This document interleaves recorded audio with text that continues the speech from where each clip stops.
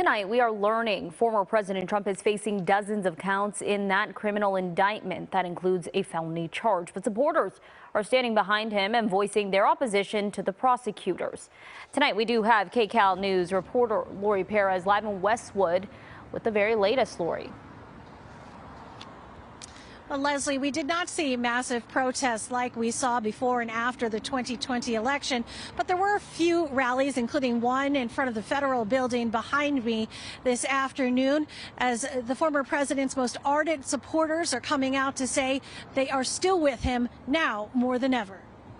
Trump, MAGA forever. In Los Angeles and Orange County, small crowds of protesters made big noise Saturday, reacting but not overreacting to a grand jury indicting Donald Trump. What do you think is going to happen?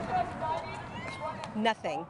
Just like always, absolutely nothing. It's just going to be a bunch of waste of time. Those we spoke with saying the indictment will not affect their support of him, except perhaps to bolster the former president's chances in the 2024 presidential campaign. There's nobody like him.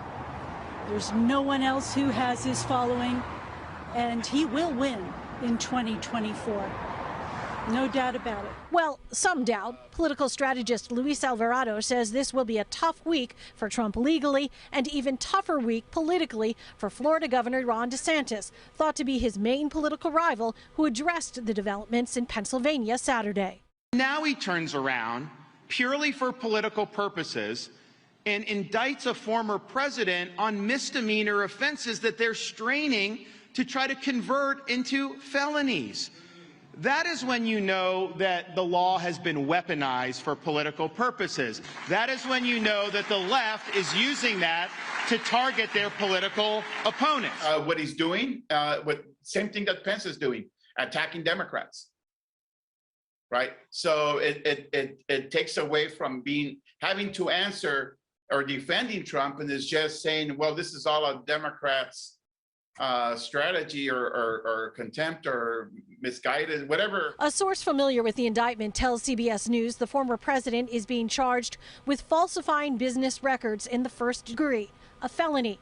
The charge stems from alleged hush money paid to adult film star Stormy Daniels. Trump's attorney says there will be no plea deal. This is a case that would not have been brought against another individual in this country if his name wasn't Donald Trump. A point local Trump supporters are echoing. They are attacking someone that for nothing.